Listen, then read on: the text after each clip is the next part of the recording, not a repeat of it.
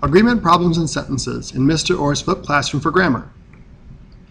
Reviewing some definitions. Predicate nouns and nominatives are the main noun or pronoun which follows a linking verb. Prepositional phrases are phrases that begin with a preposition and end with a noun, which is called the object. Remember that an object of a preposition can never be the simple subject of a sentence. We'll also talk about subjects in unusual positions. Subjects that are in the sentence, but they're in an unusual spot that otherwise might confuse us or may not look for those initially.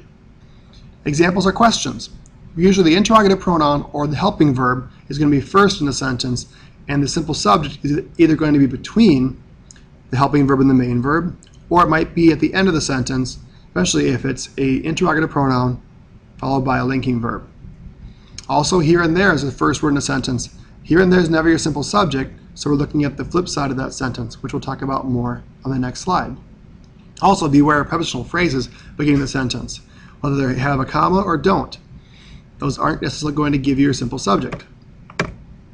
All right, first we always find the verb, all parts of it. Helping verbs especially important in this particular lesson, especially if you're dealing with a question. Number 2, I know we've said it many times over, but it's especially important that you ask the who or what followed by the verb. Don't guess. Actually stop and look for it. And if your answer to the question who or what followed by the verb doesn't make any sense, then slow yourself down and rethink it. It's there somewhere. You might even be helpful to do things like crossing out words that definitely aren't the case, like prepositional phrases and their objects. Those won't help you either way in these particular examples. It may not be a bad idea to rewrite or reorganize all sentences to be declarative. Subject, verb, everything else. If it doesn't read that way cleanly, you might not be looking at the actual sentence or understanding it correctly. If you do the verb phrase, the first word of the helping verb needs to match the subject.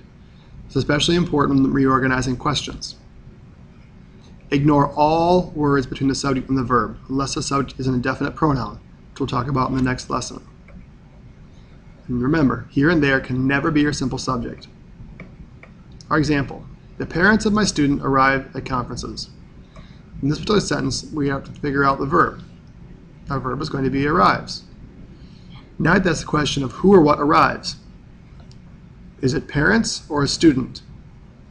In this case, looking at in terms of content, the student doesn't arrive, the parents do.